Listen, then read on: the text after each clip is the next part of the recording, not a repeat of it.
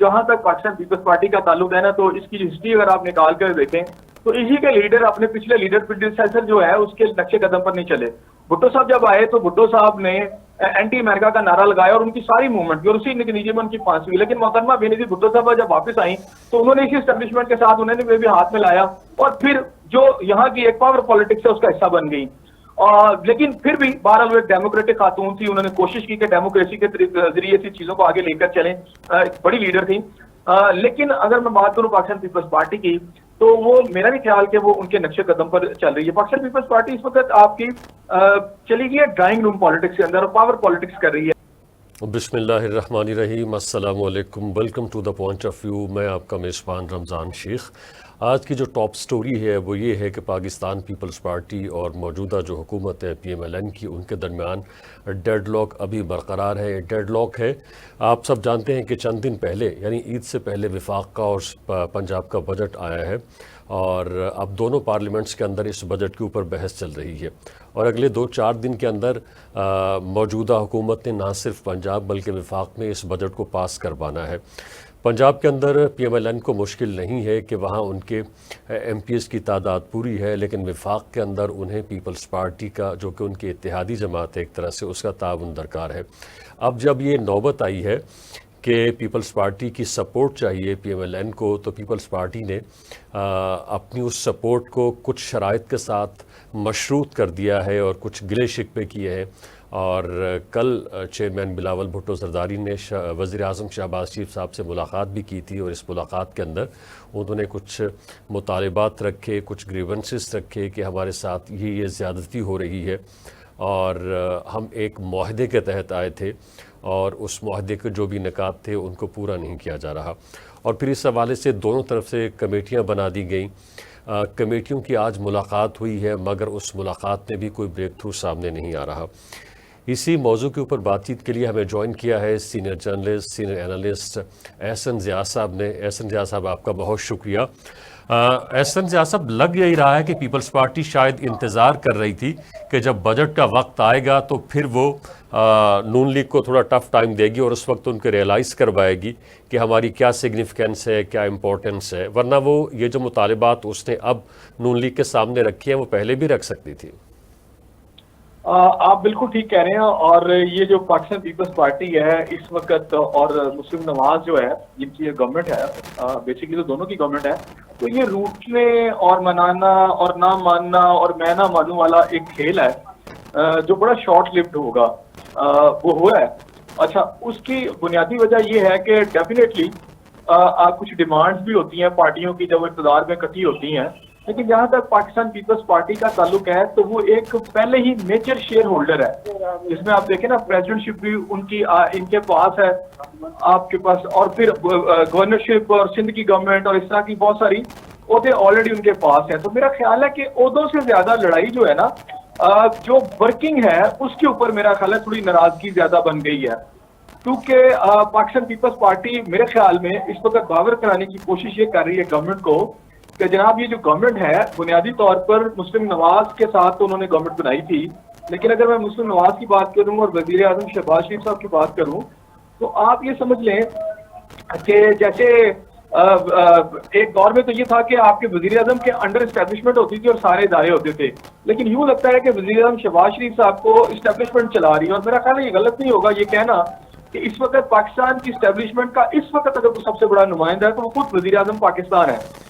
तो जितनी भी आपकी पॉलिसीज हो रही हैं वो पॉलिटिकल गवर्नमेंट जो है उसे चलाने की बजाय आपके कुछ इदारे चला रहे हैं।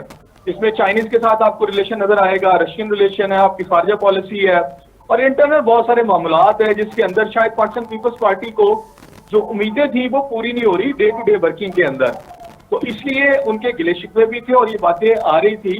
इसकी मिसाल मैं आपको देता हूँ कि डिप्टी सेक्रेटरी है, एडिशनल सेक्रेटरी हैं नेशनल असेंबली के आयकर, और उनका ये हुआ था कि तहरीक इंसाफ के दौर में उनको लगाया गया था, लेकिन हुआ ये कि फिर जब पिछली गवर्नमेंट आई तो राजा परवेज अशरफ साहब जो थे उन्हें उनकी वर्किंग पसंद आई तो उन्होंने उस जो एडिशनल सेक्रेटरी थे उनको अपने साथ लगा लिया। लेकिन अयाज सादिक साहब के खिलाफात बन गए तो अयाज सादिक साहब ने उनको दबाव डाला कि आप रिजाइन कर दे, तो उन्होंने रिजाइन कर दिया। उनका रिजाइन कबूल भी कर लिया गया चंद माह कबल, लेकिन बाद में किया ये गया कि अभी पिछले दिनों उनको ये कहा गया कि इनके खिलाफ नैब के केसेस होंगे और फिर ये कहा गया कि उन्हें जबरी बर्खास्त कर दिया गया है। तो इस तरह के बहुत सारे ऐसे इश्यूज थे जो पीपल्स पार्टी लेके चलना चाहती थी, लेकिन जहां जो नून लीग का स्टाइल है गवर्नमेंट करने का, और उसके अंदर आप देखते हैं कि आपके मुख्तलिफ हलकों की इस वक्त जितना इन्फ्लुएंस है इस वक्त गवर्नमेंट चलाने में, तो शायद पाकिस्तान पीपल्स पार्टी को सेंटर में जो उसकी तवक्कात थी उसके मुताबिक काम करने का मौका नहीं मिल रहा, या उसमें शेयर नहीं मिल रहा। मैंने वो जो स्टडी किया है कि आखिर उनके मुतालिबात क्या है, जाहिर आपने भी आपके जहन में होंगे, लेकिन वो यानी उन्हें आप कोई शक्ल नहीं दे सकते, वो सब्जेक्टिव किस्म के हैं। मसलन ये कि जी हमारे साथ मुशावरत नहीं की जा रही, मसलन ये कि जी फैसला साजी में हमें एतमाद में नहीं लिया जा रहा, किसी पर्टिकुलर इशू को स्पेसिफाई नहीं किया जा रहा कि ये मामला था, इस हवाले से हमें एतमाद में नहीं लिया गया। ये तो एक सब्जेक्टिव अप्रोच है जिसका कुछ भी मतलब हो सकता है। आप ये दुरुस्त कह रहे हैं कि मैं वही आपसे बात कर रहा हूं कि जो डे टू डे वर्किंग है उसके अंदर वाकई इत्मीनान में नहीं लिया जा रहा, और गवर्नमेंट जो है आपके कुछ ऐसे जो एलिमेंट्स कर रहे हैं जिसके अंदर पीपल्स पार्टी को डेफिनेटली इतराज होगा। अच्छा, इस तरह का गिला आपको शायद याद होगा कि कुछ माह कबल खुद मियां मोहम्मद नवाज शरीफ साहब जो हैं, जो कि सुप्रीम किस्म के लीडर है मुस्लिम नवाज के, उन्होंने भी किया था, और मियां शहबाज शरीफ साहब को मशवरा भी दिया था वज़ीर-ए-आज़म पाकिस्तान को कि जनाब आप जो आपके साथी हैं, आपके स्टेक होल्डर्स हैं, उनको इत्मीनान में लेकर चलें और मुल्क के जो अहम फैसले हैं वो इस तरह ना करें कि जिससे एक अदम इत्मीनान की फिजा पैदा हो। अच्छा, दूसरी अहम बात इसमें यह आ रही है कि इस वक्त जो बजट है डेफिनेटली महंगाई है, और इस बजट के अंदर जो सूरत हाल है वो सबके सामने है। जिस तरह बिजली के कुशरबा बिल कर दिए गए हैं, बेसिकली आवाम की कमर तोड़ दी गई, और महंगाई का एक बहुत बड़ा तूफान आने वाला है, बल्कि आ चुका है। तो अब पाकिस्तान पीपल्स पार्टी अपनी कोई फेस सेविंग भी चाहती है आवाम के सामने, तो अभी वो मैं ना मानू नाराजगी के, और फिर ये आवाम के सामने ये तासुर देने की कोशिश करना। अच्छा एहसन साहब, पीपल्स पार्टी जो है बजट के किसी नुक्ते के हवाले से एतराज़ करती दिखाई नहीं देती कि हमें ये वाला पॉइंट मंजूर नहीं है या इसके अंदर कुछ रद्द बदल किया जाए। जाहिर है कभी बहस व तमहीस हो रही है, उसके अंदर कुछ चेंजेस हो सकती हैं जब तक कि वो पास नहीं होता, लेकिन वो कुछ और मामलात के हवाले से उसकी यानी सोच सामने आ रही है। तो या तो फिर ये हो कि देखें, जो आप मामलात में कह रहे हैं वो देखिए, मुझे तो इंटरनल जो खबर है वो यही है कि बुनियादी तौर पर पाकिस्तान पीपल्स पार्टी गवर्नमेंट के अंदर स्टेक होल्डर होते हुए भी बहुत सारी वजारतें यानी बहुत ज्यादा सीटें रखने के बावजूद उनको उस तरह वर्किंग करने का मौका नहीं मिल रहा अपने कारकुनों के लिए, अपनी पार्टी के लिए, कि जिस तरह माजी के अंदर हुआ है। डेफिनेटली इस वक्त जो गवर्नमेंट बनी है और जिस तरह का तरीके इंसाफ के जाने के बाद जो सूरत हाल है आपके सामने है कि इस वक्त मुल्क जो है सिर्फ सिंपली आपकी गवर्नमेंट नहीं चला रही, और बहुत सारे आपके फैक्टर्स हैं जब वो चला रहे हैं, मतलब डे टू डे जो फैसले किए जा रहे हैं। इवन आप देखें ना, मोहसिन नकवी साहब जो हैं आपके जो है इस वक्त वज़ीर दाखिला होने के बावजूद कभी वो आपको नजर आता है कि लेस्को के इश्यूज लेके चल रहे होते हैं, और कभी और पार्टी के, और खुद अपनी उनकी सूरत हाल जो है वजारत, उसका कोई पुरसाने हाल नहीं है। आप देखिए 2 जर्नलिस्ट 2 दिन के अंदर कत्ल हो गए, एक आपका पंजाब में कत्ल हुआ और एक दूसरे सूबे में कत्ल हुआ। इसी तरह दहशतगर्दी की वारदातें अपने अरूज पर पहुंची हुई हैं, लेकिन वो दूसरे इश्यूज में इन्वॉल्व हैं। अच्छा, क्रिकेट के अंदर जो पाकिस्तानी क्रिकेट टीम की जो कारकर्दगी है वो भी सबके सामने है। तो सूरत हाल ये कि मोहसिन नकवी साहब एक इस तरह वजीर आजम जो है ना, एक प्रैक्टिकल एक वजीर आजम के तौर पर एक रोल प्ले कर रहे हैं। शायद वो नेक्स्ट प्राइम मिनिस्टर बनना चाहते हैं जिस तरह उनको लाया गया है। तो ये बहुत सारे इख्तलाफात हैं जो खुद नवाज लीग के लोग भी इस वक्त मुतमईन नहीं है अपनी ही गवर्नमेंट से। तो ये जो जी अच्छा, ये मुझे लगता है सूरत हाल है। बिल्कुल सही। तो अब क्या लग रहा है फिर क्या होगा? जाहिर है कि दोनों तरफ से कमेटियां बन गई हैं, मुतालिबात एक दूसरे के सामने रखे गए हैं, और मेरा ख्याल है कि पीपल्स पार्टी अपनी सारी बातें मनवा लेगी। एक चीज़, दूसरी बात यह है कि वो कह रही है कि पंजाब के अंदर हमें हमारा शेयर नहीं दिया जा रहा, हमें लिमिटाइज किया जा रहा है। तो क्या चाहती है वो पंजाब के अंदर कि उनके साथ क्या किया जाए, क्या मामला हो कि जिससे वो राजी हो जाए? देखिए, जहां तक पंजाब का ताल्लुक है वहां पर नवाज लीग उनको वाकई कोई स्पेस नहीं देना चाहती। उसकी वजह यह है कि सिंध के अंदर पीपल्स पार्टी जिस तरह नवाज लीग को कोई स्पेस नहीं दे रही, तो वो भी नहीं देना चाहते। और जाहिर बात है ये एक नवाज लीग का भी गढ़ और पंजाब का स्ट्रांग होना उनकी सेंट्रल गवर्नमेंट के लिए भी जरूरी है। तो पाकिस्तान पीपल्स पार्टी की डिमांड तो होगी, और जैसे आपने कहा कि जी मामला तय हो जाएंगे, मान जाएंगे, मेरा भी यही ख्याल है। ये बिल्कुल शॉर्ट लिव सा एक नाराजगी है, ये ठीक हो जाएगी। लेकिन आप ये देखें कि चीजें असल में अपना वही बात है, वेट दिखा रही है पाकिस्तान पीपल्स पार्टी। और असल बात आप ये समझ लें कि बिहाइंड द सीन ये तो जितनी भी चल रही है शटल कॉक की तरह ये डिप्लोमेसी चल रही है, लेकिन बिहाइंड द सीन एक बात आप बिल्कुल आप मेक इट श्योर कि जनाब इस वक्त आसिफ अली जरदारी हो या मियां नवाज शरीफ साहब हो, पिछले काफी अरसे से कई सालों से वो इतना स्ट्रांग उनका रिलेशन है कि अगर पार्टियां सामने से बाजार लड़ती भी आपको नजर आए, जैसे शहबाज शरीफ बहुत सारे नारे लगाते थे कि मैं जरदारी को सड़कों पर घसीटूंगा, तो लेकिन पीछे नवाज शरीफ साहब जो थे ना, और मुझे याद है उन्हीं दिनों उनका भी एक बयान आता था कि जरदारी साहब के साथ अगर कोई आखिरी आदमी होगा सपोर्ट करने वाला तो मैं हूंगा। तो ये इस तरह की बातें। अच्छा, बिहाइंड द सीन जो है वो दोनों लोग तो आपस में सेट हैं। अच्छा, ये सारी गेम करके देखिए, ये दोनों पार्टियां जो है इनका सर्वाइवल इसमें नहीं है। कोई एक भी बंदा एक भी पार्टी दूसरे को नहीं छोड़ सकती, क्योंकि एक का छोड़ने का मतलब ये है कि पूरा सिस्टम कोलैप्स कर जाएगा। तो मेरा नहीं ख्याल कि पीपल्स पार्टी ये अफोर्ड करती है और वो चाहती होगी कि जनाब इस वक्त ऐसी सूरत हाल पैदा हो कि जनाब ये बिल्कुल गवर्नमेंट चली जाए। तो मेरा ख्याल ये मामला तय आ जाएंगे, लेकिन कुछ शरायत के साथ। सही। तो ये पीपल्स पार्टी का क्या रवैया है? वो पार्लियामेंट के अंदर यानी पूरी जमात आती नहीं है, 4-5 लोग आ जाते हैं, बैठे रहते हैं, और फिर यानी ये एक जेस्चर देना पब्लिक को कि हम इनको सपोर्ट नहीं करते, हम इनकी जो बजट बनाया गया है उससे सहमत नहीं है, और बाद में जो है दिखाने के लिए जी असल में रमजान साहब अवाम को दिखाने के लिए कुछ और होते हैं, हाथी के दांत दिखाने कुछ और, खाने के कुछ और होते हैं। देखिए, अंदर तो बड़ी स्टेक होल्डर है ना गवर्नमेंट के अंदर, और अगर कुछ वजारतें और चाहिए होंगी वो भी मिल जाएंगी। तो ये कहना कि जनाब पीपल्स पार्टी कोई अपोजिशन की जमात है, पीपल्स पार्टी जो है इस वक्त गेम ये कर रही है कि इक़्तिदार के मजे भी लूट रही है और खुद को अपोजिशन भी साबित करना चाहती है। भैया वक्त आप गवर्नमेंट में भी हो और अपोजिशन की सियासत करके अवामी अपने सूबे की अवाम को मुतमईन करना या बाकी अवाम को मुतमईन करने की भी एक मैं समझता हूँ कि ऐसी एफर्ट कर रही है जिसका कोई हासिल नहीं है, क्योंकि पाकिस्तानी कौम जो है ना बड़ी ज़हीन है, वो सब नजर आती है कि मूव क्या कर रहे हैं सारे। तो लेकिन इसमें देखें एक जो सबसे बड़ा थ्रेट आया है वो ये आया है कि मौलाना फजल साहब बड़े सख्त नाराज नजर आ रहे हैं, बड़ी सख्त किस्म के उनके बयान हमारे सामने आ रहे हैं। तो इस तरह की सूरत हाल के अंदर रमजान साहब ये सिचुएशन मुझे नजर आ रही है कि किसी भी लम्हे एक बड़ी मूवमेंट मौलाना फजल रहमान चला सकते हैं। आपको पता है मियां शहबाज शरीफ साहब उनके पास भी गए थे, लेकिन मुझे लगता है कि वहां वो क्या कहते हैं खैर नहीं पड़ी जी, और ये कोई ऐसा मुआहदा उन्होंने नहीं किया, ऐसा उन्होंने इन्हें कमिटमेंट नहीं की कि शायद वो मूव नहीं चलाएंगे। तो गवर्नमेंट जो है इस वक्त खासी मुश्किलात में है, मुख्तदर हल्के भी नहीं चाहते होंगे कि इस वक्त मूवमेंट बने, लेकिन मौलाना फजल रहमान का एक थ्रेड उससे पीपल्स पार्टी, तो मेरा ख्याल है वही वाली आपकी बात है to grind his own axe जो है पाकिस्तान पीपल्स पार्टी चाह रही है कि ज्यादा से ज्यादा फायदा इसमें हासिल किया जाए। सही। अच्छा, अब आपने यानी बड़ा खूबसूरती के साथ सुबोया है कि पीपल्स पार्टी इस वक्त पार में भी है, पीपल्स पार्टी इस वक्त जो अपोजिशन भी कर रही है, इक़्तिदार के मज़े भी लूट रही है, मज़ीद भी वो समेटना चाहती है। आज मोहतरमा बेनज़ीर भुट्टो साहिबा की 71वीं सालगिरह है, तो क्या ये उनकी स्पिरिट थी? उनकी जो स्पिरिट थी वो हम तो ये यानी समझते थे, और वो ख़ुद भी ये कहती थी बरमला कि जमहूरियत बेहतरीन इंतकाम है, मगर हमने देखा पीपल्स पार्टी को बारहा समझौता करते और इक़्तिदार के लिए मरते कि कुछ भी हो जाए पार में रहना है। तो ये किस तरह से देखते हैं पीपल्स पार्टी? क्या आज बेनज़ीर भुट्टो साहिबा के जो कदम थे उन्हीं के ऊपर चल रही है या खुद को किसी और समत में लेके जा रही है?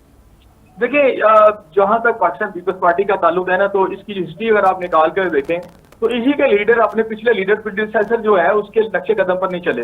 भुट्टो साहब जब आए तो भुट्टो साहब ने एंटी अमेरिका का नारा लगाया और उनकी सारी मूवमेंट की और उसी नतीजे में उनकी फांसी हुई। लेकिन मोहतरमा बेनज़ीर भुट्टो साहब जब वापस आई तो उन्होंने इसी एस्टेब्लिशमेंट के साथ उन्होंने भी हाथ मिलाया और फिर जो यहाँ की एक पावर पॉलिटिक्स है उसका हिस्सा बन गई। लेकिन फिर भी बहरहाल वो एक डेमोक्रेटिक खातून थी, उन्होंने कोशिश की कि डेमोक्रेसी के जरिए से चीजों को आगे लेकर चलें, एक बड़ी लीडर थी। लेकिन अगर मैं बात करूं पाकिस्तान पीपल्स पार्टी की, तो वो मेरा भी ख्याल कि वो उनके नक्शे कदम पर चल रही है। पाकिस्तान पीपल्स पार्टी इस वक्त आपकी चली गई है ड्राइंग रूम पॉलिटिक्स के अंदर और पावर पॉलिटिक्स कर रही है। जो अवामी पॉलिटिक्स है वो ये भी नहीं कर रहे ना, इसीलिए सुकर के आपके मुख्तलिफ सूबों से ये सिंध तक महदूद हो गई है। तो मोहतरमा का अपनी एक लाइन तो जरूर रही है, लेकिन आज पाकिस्तान पीपल्स पार्टी उस पर नहीं चल रही। मसलन मैं आपको बताऊं, भट्टो साहब का जब दौर था तो भट्टो साहब बेसिकली एक जागीरदार आदमी थे, तो पीपल्स पार्टी में आपका जागीरदार तबका ज्यादा था, लेकिन उन्होंने एक चीज को इंश्योर किया हुआ था, उनकी पार्टी के अंदर बहुत सारे ऐसे लीडर नुमाइंदे ऐसे जरूर थे जो आम तबकों से थे, वर्कर क्लास से थे, मजदूर क्लास से थे, तो कहीं ना कहीं वो उन्होंने बैलेंस स्ट्राइक किया हुआ था, यानी वो सबको लेके चलते थे। लेकिन अब देखें पार्टी यूं समझ लें कि जब मोहतरमा बेनज़ीर साहबा आ रही थी तो हम उस वक्त हमें खासी इंफॉर्मेशन थी, तो जब उनके साथ ये वाकया हुआ तो कुछ इतलात हमें आ रही थी कि ऐसा कुछ हो सकता है। तो उस वक्त कुछ लोगों ने ये बताया मुझे कि जनाब देखिए मोहतरमा साहबा जो हैं, जो पाकिस्तान की उस वक्त की जो मुख्तर हल्के हैं उनके साथ जो वायदा तय हुआ था उसको वो काट के खुद पाकिस्तान आ गई हैं और उसे मान नहीं रही और ये बड़े वो नाराज हैं सब। तो मैंने उनसे पूछा कि फिर होगा क्या? उन्होंने कहा जी मोहतरमा शायद ना रहे लेकिन पाकिस्तान पीपल्स पार्टी जरूर इक़्तिदार में आएगी, लेकिन भुट्टो खानदान नहीं आएगा 10-15 साल। तो आज हम देख रहे हैं कि वो फिर एक लंबा अरसा रहा, भुट्टो खानदान जो है वो तो इक़्तिदार में नहीं आया ना। बिल्कुल सही। तो अच्छा, हाँ जी। ये आपने बड़ा अच्छा नुक्ता उठाया है कि पीपल्स पार्टी जो है, मतलब आप देखिए कि एक तरफ मिसाक जमहूरियत साइन किया जा रहा था, दूसरी तरफ मुशर्रफ के साथ राब्ते भी थे और इसके अलावा इंटरनेशनल जो इस्टेब्लिशमेंट है उसके साथ राब्ते भी थे। और फिर हमने बाद में देखा कि आसिफ अली जरदारी और बाकी जितने भी पाकिस्तान के अंदर इलेक्शंस हुए उनके अंदर वो इसी तरह से करते थे। एक तरफ जो उनकी इत्तेहादी जमातें हैं उनके साथ वो लेन देन कर रहे होते थे, दूसरी तरफ उनके इस्टेब्लिशमेंट के जो कॉरिडोर्स हैं उनमें भी आना जाना होता था। जी जी बिल्कुल ऐसे ही है। देखिए पाकिस्तान पीपल्स पार्टी जो है उसे पावर पॉलिटिक्स की समझ आ गई और जरदारी साहब भी, बिलावल भुट्टो साहब ने थोड़ी कोशिश की कि उनसे उनके सायादार दरख्त से नीचे निकलकर उससे नीचे से निकलकर अपना कोई इम्पैक्ट डालें अपने स्टाइल में, जैसे कोई भुट्टो की एक लेगेसी को लेके चलें। लेकिन आप ये देखें कि जरदारी साहब ने कितनी जल्दी उन सारी चीजों को कवर अप करके और उनको बताया कि पाकिस्तान में कौन सी पॉलिटिक्स कामयाब है। भुट्टो साहब अली जो पॉलिटिक्स करेगा उसको फांसी लग जाएगी, और अगर कोई ज्यादा निकलेगा, मतलब मियां नवाज शरीफ साहब भी अगर कोई ऐसी पॉलिटिक्स करेंगे तो फिर देख लें उनको भी जिला वतन होना पड़ा। तो यहाँ कुछ ना कुछ आपको देकर ही होता है कि आपको जो मुख्तर हल्के हैं जब तक आप उनसे हाथ नहीं मिलाएंगे, कुछ गिव एंड टेक नहीं करेंगे, तो पाकिस्तान की जो पॉलिटिक्स है, डेमोक्रेसी का आप नाम तो लेते हैं लेकिन डेमोक्रेसी आप समझ लें कहीं नहीं है। क्योंकि डेमोक्रेसी का मतलब तो ये होता है कि government for the people and by the people. लेकिन यहाँ ये है कि गवर्नमेंट जो है जो आपकी डेमोक्रेसी जो है वो उसमें बन गई है कि फॉर द एलीट, यानी आपकी डेमोक्रेसी है तो आपका एक एलीट तबका है, वो पॉलिटिशियंस के अंदर भी है, जमातों के अंदर भी है, वो जमातों के अंदर भी हावी हो चुका है। तो ये जो पॉलिटिक्स है थोड़ी देर के ये नाराज भी हो या राजी भी हो, तो रमजान साहब यानी ये बिल्कुल सही। वो कर ले ज़िया साहब, ये जिस तरह से अगर फिर जो है ना वो अवामी सियासत नहीं करेंगे तो फिर ये अगर ड्राइंग रूम की सियासत करेंगे तो फिर जिस तरह से पंजाब के अंदर एक वैक्यूम क्रिएट हुआ था, पीपल्स पार्टी अपनी सियासी चालों की वजह से उसको फिलअप नहीं कर सकी और उसको फिर एक और जमात ने फिलअप कर दिया। तो इस तरह से तो पीपल्स पार्टी किस तरह से जगह बना पाएगी? अच्छा, नहीं बना सकती। उसकी वजह यह है कि यहाँ पर लॉन्च किया मियां नवाज शरीफ साहब ने सीएम के तौर पर मरियम नवाज साहबा को, और इस वक्त वो अपने कैरियर का एक आपको बिल्डअप कर रही हैं बहुत बड़ा। और देखिए यहाँ पंजाब के अंदर आप लाख बात कर ले, सेंटर पे हम बात कर सकते हैं शहबाज शरीफ साहब की जो गवर्नमेंट है उसकी परफॉर्मेंस के ऊपर, बिजली की सूरत पर, लेकिन यहाँ कुछ ना कुछ डिलीवर कर रही है मरियम नवाज साहबा। उनकी पॉलिसीज जो है ना, कुछ ऐसी पॉलिसीज हैं जो हमें रिलीफ मिलता नजर आ रहा है। फॉर एग्जाम्पल आटे की कीमत जो थी हम उस पर बात करते थे, लेकिन रोटी जो थी तरीके साहब के दौर में भी वो 20 रुपए से नीचे नहीं आई, लेकिन आज अगर वो 14 रुपए की मिल रही है, चले माना कि नान आज भी 20-25 का ही है, लेकिन रोटी कहीं कीमत आपकी कीमत कम हुई। अच्छा, फिर इसके अलावा बहुत सारे और इश्यूज हैं जहां पर हमने देखा कि लाहौर के अंदर इलेक्शन बड़ी तेजी से खत्म की, यानी हटा दी गई, और बहुत सारे जिसमें बाइक्स हैं और इस तरह के प्रोजेक्ट शुरू कर रही हैं। तो मरियम नवाज साहबा के लिए इस वक्त भी मेरा ख्याल है वो ज्यादा इसको बेहतर समझते हैं कि इस वक्त किसी और की इंटरफेरेंस उनकी कैबिनेट में ना हो, वो जिस तरह चाहे सूबे को चलाएं। लेकिन मुझे लगता है कि मरियम नवाज साहबा को भी इस वक्त सबसे ज्यादा मुश्किलात जो है ना वो मोहसिन नकवी साहब की तरफ से आ रही हैं, जो आप समझे कि प्राइम मिनिस्टर साहब की तरह रोल प्ले करते हैं। आईजी सिंध जो है, आईजी पंजाब जो है, वो मोहसिन नकवी साहब के आदमी है, और यहाँ से वो डीआईजी लाहौर रेंज को जो है वो लेके चले गए उधर वहां पर, और यहाँ पर एसएसपी जो थे ऑपरेशन वो भी उनके पसंदीदा था, वो भी उनको ले गए। हत्ता कि वो जो शहर बानो थी एएसपी जो थी, तो वो भी उनके रिलेशन की वजह से लेगी। तो बहुत सारी चीजों में मोहसिन नकवी साहब की जो बैकिंग है उसकी बुनियाद पर वो जो फैसले कर रहे हैं, उसने बहुत सारी जगह पर मरियम नवाज भी मुझे लगता है कि थोड़ी प्रॉब्लम फील करती हैं।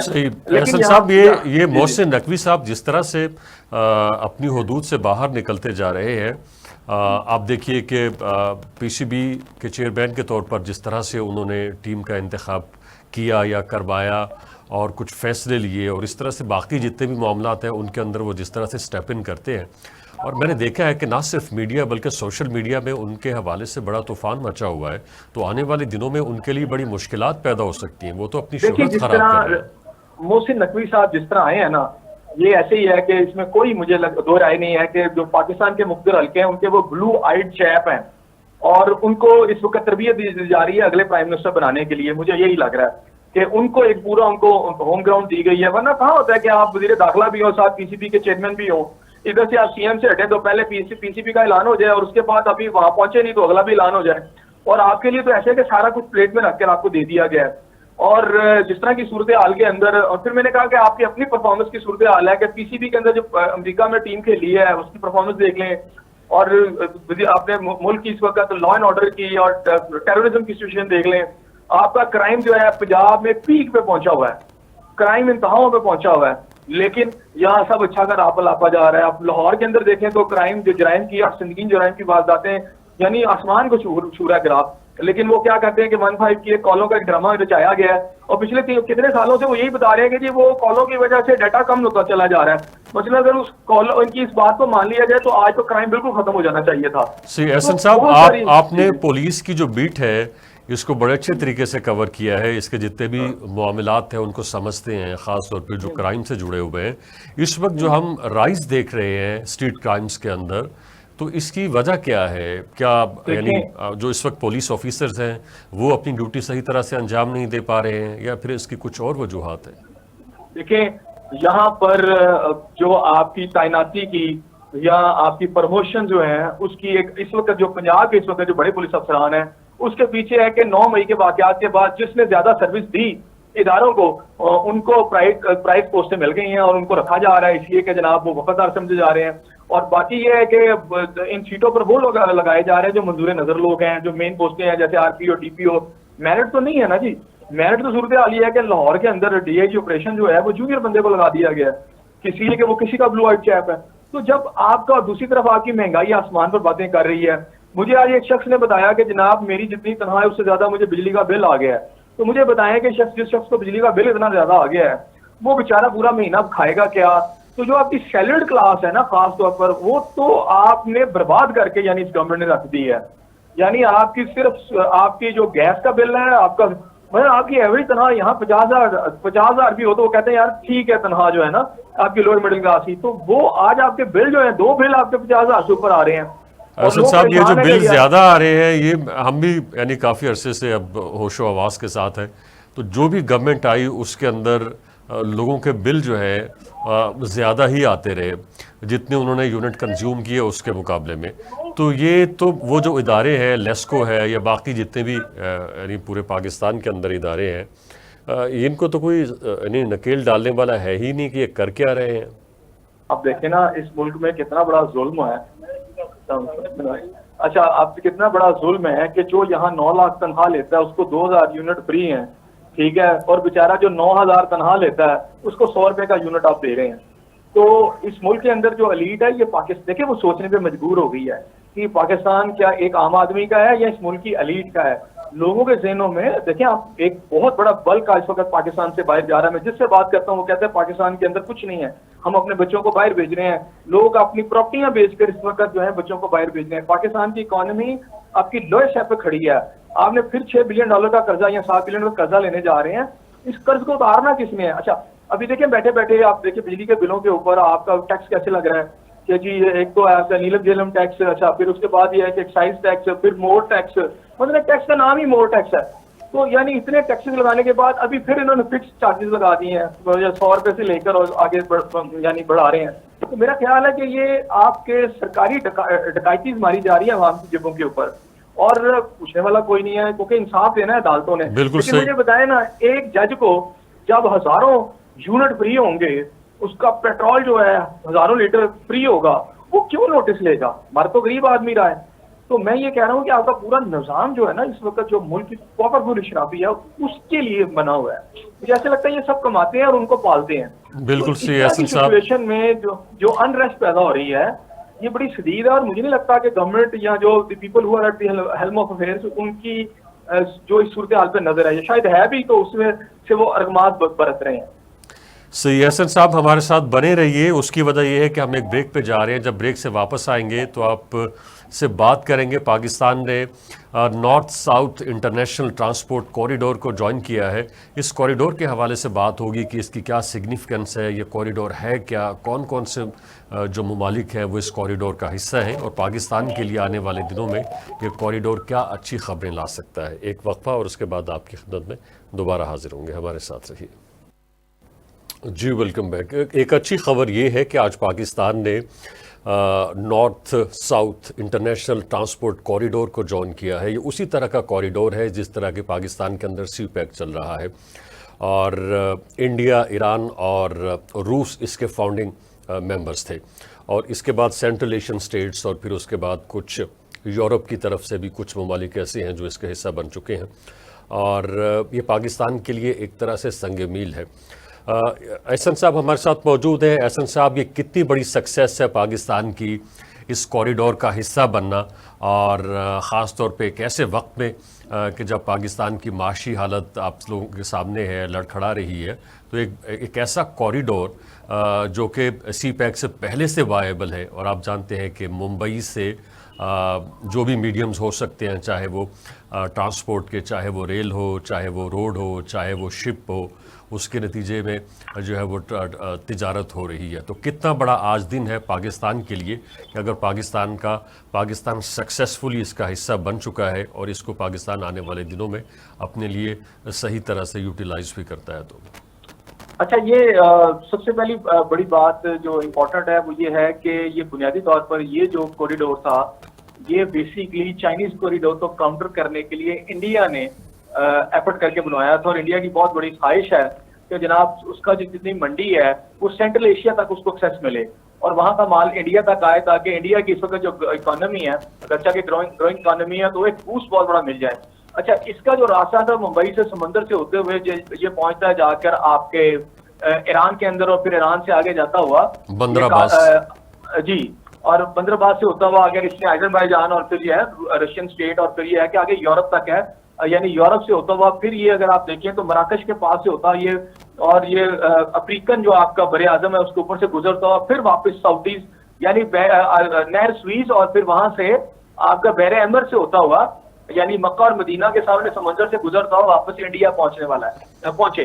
तो बेसिकली ये चाइनीज कॉरिडोर को काउंटर करने के लिए एक बहुत बड़ा प्लान था जो किया गया था, और इसमें पाकिस्तान का कोई भी उन्होंने पाकिस्तान को इसमें शामिल नहीं किया था।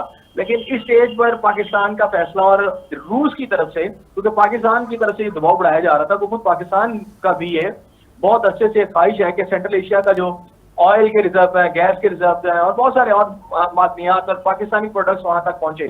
तो एक तो आपके पास चाइनीज कॉरिडोर था, लेकिन चाइनीज के साथ साथ आपने ऊपर से एक नया, हमारी कोशिश हो रही थी कि रेल और इसका जो लिंक है ये अफगानिस्तान से गुजरते हम सेंट्रल एशिया पहुंचे, लेकिन अफगानिस्तान के जो हालात है वहां अभी तक हम भी इतने कामयाब नहीं हुए, पाकिस्तान के जो लोग हैं या पाकिस्तान की जो गवर्नमेंट है और बाकी जो ममालिक हैं। तो ऐसे में चूंकि रूस के साथ पाकिस्तान के ताल्लुकात रीजन कुव्वत होने की वजह से चाइना, रूस और पाकिस्तान के ताल्लुकात बहुत अच्छे हैं, तो मेरा ख्याल है कि रशिया की तरफ से एक स्टेप उठाया गया, और पाकिस्तान की जो समझे ग्रीवेंस थी उसको दूर करने के लिए पाकिस्तान को भी इसके अंदर रशिया ने एम किया। तो इसका मतलब है कि बहुत सारे हिस्से जो रशिया के होंगे वहां पाकिस्तान को सही। एहसन साहब, इस रूट के मुतालिक ये कहा जा रहा है कि 30% चीपर है, 40% जो है शॉर्टर है, और लेकिन आप जानते हैं कि इंडिया इसका एक फाउंडिंग मेंबर है, तो ये कैसे हो गया? ये बहुत बड़ी सक्सेस है पाकिस्तान की, लेकिन ये हो कैसे गया? पाकिस्तान की इसमें वही मैंने बताया ना कि जो आपकी जो डिप्लोमेसी चल रही थी, बिहाइंड द सीन चल रही थी, ये उसी का नतीजा है, और इसके अंदर रूस का एक रोल है, क्योंकि रशियन जो है आपको पता है कि जो आप थोड़ा ये समझ लें कि जो आपका चाइनीज कॉरिडोर बन रहा है, इसके दोनों तरफ बात की जा रही थी कि हम ग्रीन बेल्ट बनाएंगे जहां पर जो ज़राअत की जाएगी, एग्रीकल्चर लैंड लगाया जाएगा। उसमें पाकिस्तान ने इन्वाइट किया था, रशिया ने भी अपना इंटरेस्ट शो किया था कि इस चाइनीज कॉरिडोर के जो एरिया है हम भी है, क्योंकि ठंडे पानियों की तो उसको भी जरूरत है। तो बहरहाल वो उनकी भी कोशिश थी, पाकिस्तान उनको इसमें शामिल कर रहा था, जिसमें मुत्तहिदा अमारात भी हैं। तो अब उन्होंने रेसिप्रोकेट किया है कि पाकिस्तान को, सारी बात है, रशिया ने पाकिस्तान का चाइनीज कॉरिडोर को अगर वो रशिया को एक्सेस मिल जाती है तो आप समझे कि गवादर तक रशिया को एक्सेस मिल जाती है बहुत बड़ी।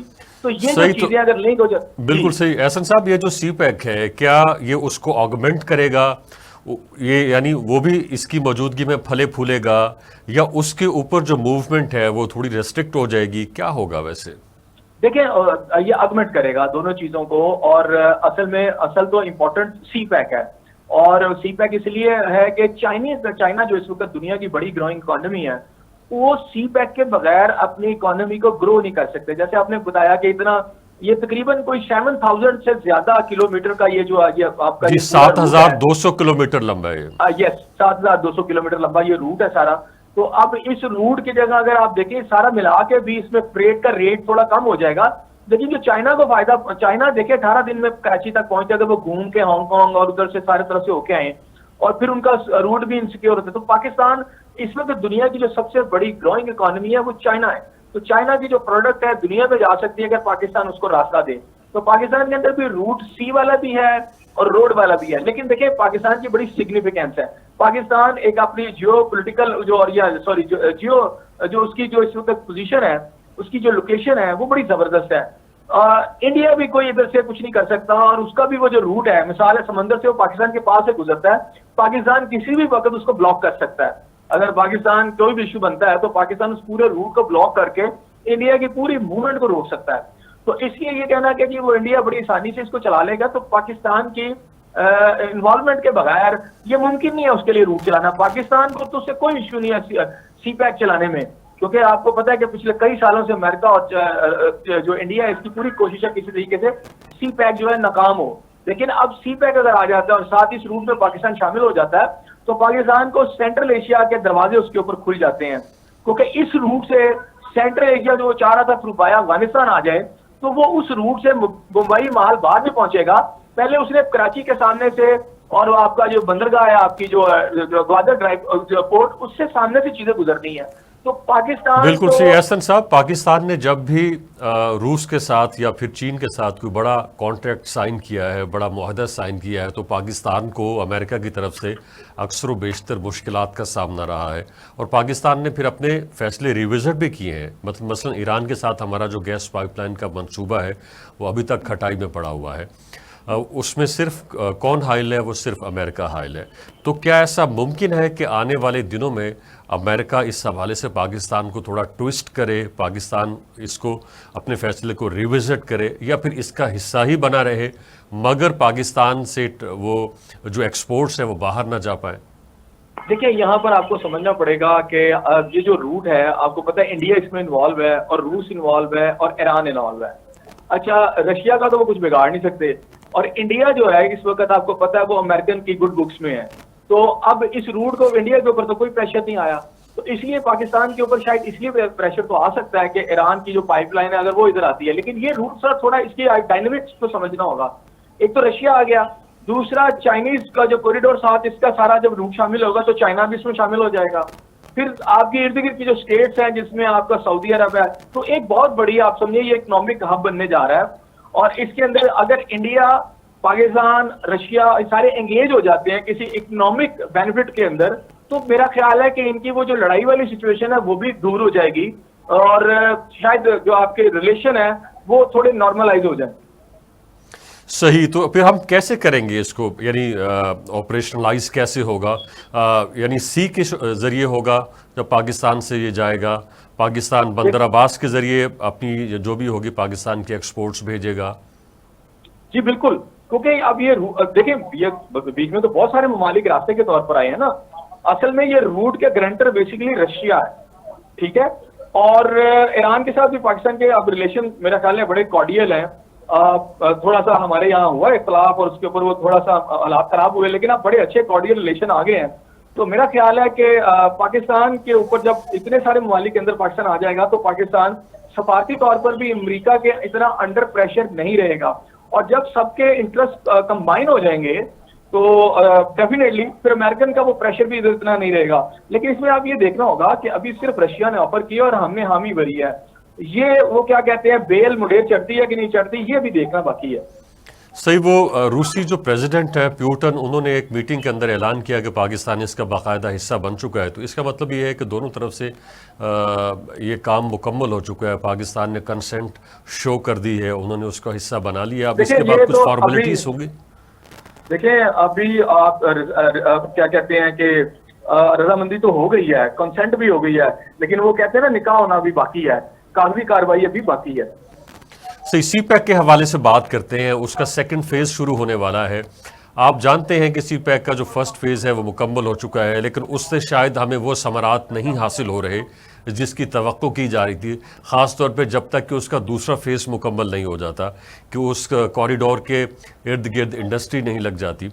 तो ये कितना अहम होगा पाकिस्तान के लिए, ख़ास तौर पे मौजूदा हुकूमत के लिए, कि वो उस कॉरिडोर को उसके यानी सी पैक के इर्द गिर्द इंडस्ट्री लगवाए, जल्दी मुकम्मल हो, ताकि पाकिस्तान को उसके भी समरात आने शुरू हो जाए। देखिए, इसमें इम्पोर्टेंट बात ये नहीं है कि वहाँ इंडस्ट्री लगे या वहाँ एग्रीकल्चर हो। इम्पोर्टेंट बात है कि क्या पाकिस्तान इस सारे रूट के अंदर, इस सारे प्रोजेक्ट के अंदर पाकिस्तान के बिजनेसमैन, पाकिस्तान के ताजर या पाकिस्तान के वो लोग जो इकोनॉमी से वाबस्ता है, क्या उनको इसके फैसला साजी में या कहीं आगाही के अंदर उन्हें शरीक किया गया? तो मेरा ख्याल है अभी तक चंद इदारों के अलावा, गवर्नमेंट के अलावा किसी को कुछ नहीं पता। पाकिस्तान में आप किसी भी चैम्बर ऑफ कॉमर्स के पास चले जाए, उन्हें पूछे जी सी पैक पे जो भी बन रहा है उसमें आपकी कितनी शमूलियत, तो सब हाथ उठा देते हैं, किसी को कुछ नहीं पता। बात यह है कि इंडस्ट्री लगती है अगर बाहर से आगे ममालिक की और उसका पाकिस्तान को कोई फायदा नहीं पहुंचता तो कोई फायदा नहीं। एग्रीकल्चर लैंड आता है और उसका जो है आपकी लीड खा जाती है, और बाकी है कि आपकी ज़राअत उगती है तो वो सऊदी अरब चली जाती है और मुत्तहिदा अमारात चली जाती है, तो उसका पाकिस्तानियों को कोई फायदा नहीं।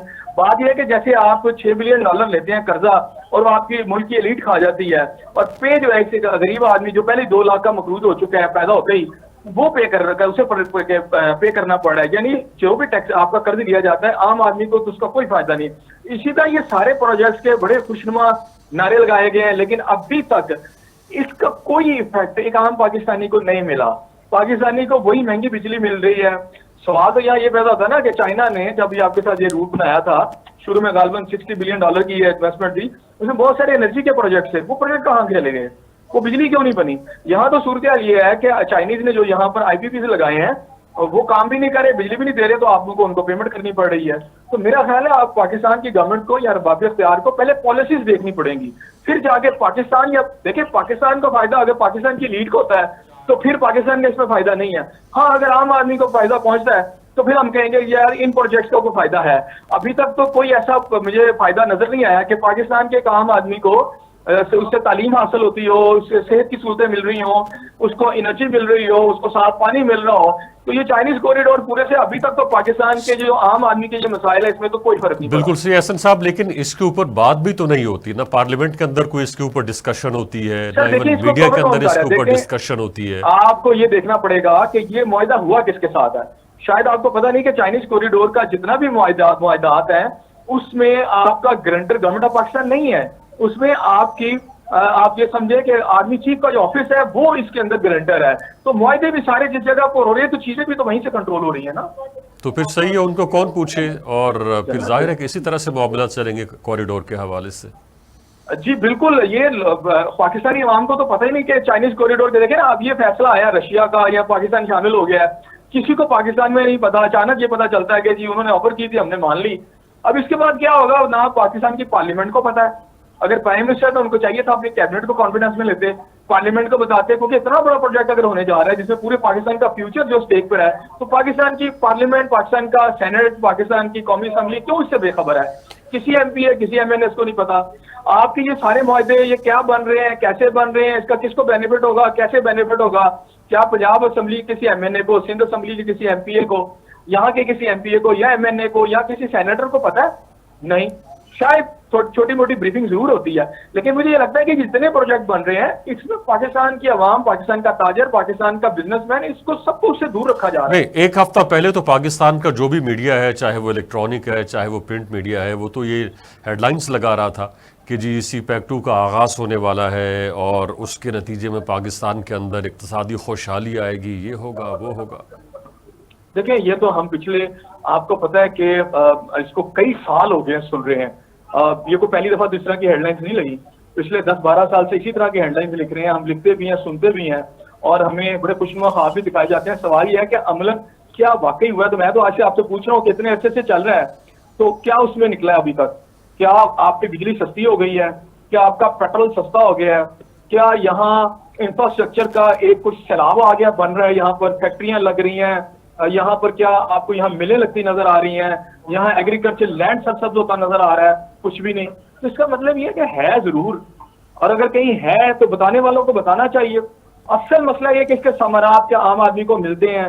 पाकिस्तान के आम जो पाकिस्तान की इंडस्ट्री है उसको मिलते हैं या नहीं। तो अभी तक तो ऐसा कुछ पाकिस्तान की इंडस्ट्री तो इस वक्त यहाँ से शिफ्ट हो रही है, आधी से ज्यादा इंडस्ट्री तो आपकी बंद पड़ी है, टेक्सटाइल मिलें आपकी बंद हो चुकी हैं, बिजली इतनी ज्यादा महंगी है कि कॉस्ट ऑफ प्रोडक्शन इतनी ज्यादा ऊपर चली गई है। बिजली सस्ती तो की है, खासतौर पे ये जो कारोबारी हजरात है उनके लिए पिछले हफ्ते ही यानी ईद से पहले जो है वज़ीर आज़म ने सर उसके साथ टैक्सेस भी लगा दिए ना। एक तरफ आप बिजली सस्ती करते हैं यानी महंगी करते हैं, अगर थोड़ी बहुत ही सस्ती की है तो बाकी चीजों में चीजों को महंगा कर दिया ना। आप देखें ये जो सारी चीजें हैं ये आपको देखना पड़ेगा, और इसमें जितनी सस्ती की है वो भी मेरा ख्याल है कोई इतनी सस्ती नहीं है। आपको तो यहाँ पर आपने क्लेम किया था कि हम जो हैं इस वक्त जो एनर्जी पैदा करने के लिए जो रिन्यूएबल एनर्जी है उसको लेके आएंगे, तो कहाँ तक हम खड़े हैं? मेरा नहीं ख्याल कि हम कहीं खड़े हैं, शायद सहरा में अकेले खड़े हैं। तो बातें बहुत ज्यादा हैं, दावे बहुत ज्यादा है, खुशनुमा ख्वाब बहुत ज्यादा है, लेकिन हकायक ये हैं कि एक आम आदमी महंगाई, बेरोजगारी, बदमनी, नाइंसाफी की चक्की में पिस पिस के यूं समझे कि अब खाक हो गया। सही एहसन साहब, फिर तो आखिर में एक सवाल के आखिर में क्या किया जाए? टैक्स कलेक्शन नहीं बढ़ता है पाकिस्तान के हवाले से, IMF हमेशा से कंसर्न शो करता है कि आपकी जो टैक्स कलेक्शन है वह बहुत कम है और टैक्स नेट बहुत लिमिटेड है। तो जब टैक्स करते हैं यानी किसी भी तबके को, तो फिर उसके खिलाफ रिसेंटमेंट और गम और गुस्सा नज़र आता है। तो फिर क्या मेरे ख्याल में ये जो हुकूमत के अपने अखराजात हैं उनके अंदर कमी होनी चाहिए? देखिए पाकिस्तान में एक जो झूठ तवातर के साथ और बहुत बड़ा झूठ बोला जाता है वो ये है कि जी पाकिस्तानी टैक्स नहीं देते। ये मेरा ख्याल है दुनिया का सबसे बड़ा झूठ है। जितना पाकिस्तानी टैक्स देते हैं इतना शायद ही कोई टैक्स देता है। एक आम आदमी जिसकी 20,000 तनख्वाह है, आपको पता है 40 किस्म के टैक्स हैं इनडायरेक्ट टैक्सेस की शक्ल में अवाम की जेबों से निकाले जाते हैं। बिजली पे जो टैक्सेस लगाए गए हैं, गैस पे जो टैक्सेस लगाए गए हैं, पेट्रोल पे जो टैक्सेस लगाए हैं, वो कौन पे कर रहा है? पाकिस्तान की अवाम पे कर रही है। मसला यहाँ ये है कि जो असल जिसके पास इनकम टैक्स जो है वो आपने किससे कलेक्ट करना है? वो उनसे कलेक्ट करना है, वो आपने जर्नैलों से कलेक्ट करना है, वो आपने ब्यूरोक्रेट से कलेक्ट करना है, वो आपने पार्लियामेंटेरियन से करना है जिनकी बड़ी बड़ी फैक्ट्रियां, बड़े बड़े मुरब्बे हैं।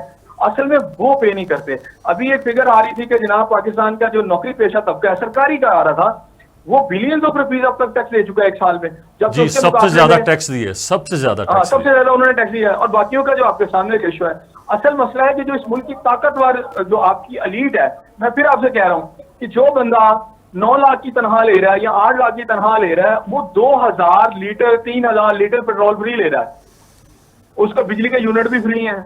अच्छा, इस सारी लीड ने इस मुल्क को कहां बेहतर बनाया? कौन सा इदारा है पाकिस्तान का सरकारी इदारा जो इन काबिल लोगों की वजह से तरक्की कर रहा है? सारे के सारे जवाल वजीर। और आपका इस वक्त आपको पता है वजीर खजाना कह रहा है कि जनाब तमाम सरकारी इदारे हमें यानी निजी सेक्टर को देने पड़ेंगे, यानी जो कोई प्रॉपर्टी रह गई है गवर्नमेंट की वो भी वो लुटाना चाहते हैं। तो यहाँ ये सूरत हाल है, इसमें अच्छे की उम्मीद की जा सकती है, क्योंकि वो नाउम्मीद नहीं होना चाहिए, क्योंकि इमारतें जो होती हैं खंडरात पर बनती हैं। सही, बहुत शुक्रिया एहसन जिया साहब आपका, और टीवी टुडे से बात करने के लिए। इंशाल्लाह आपसे फिर बात होती रहेगी। और जो गुफ्तगू का खुलासा है वो यही है कि हमारी जो एलीट है उसको टैक्स किया जाए और उनकी जो मुराआत हैं उन्हें कम से कम किया जाए, ना कि गरीबों को और सरकारी मुलाजमीन को और निचले तबके को टैक्स किया जाए। आपका बहुत शुक्रिया। ये था हमारा पॉइंट ऑफ व्यू। अपने पॉइंट ऑफ व्यू से हमें अपडेट करने के लिए विज़िट कीजिए हमारी वेबसाइट TV टुडे। अपना बहुत सा ख्याल रखिएगा।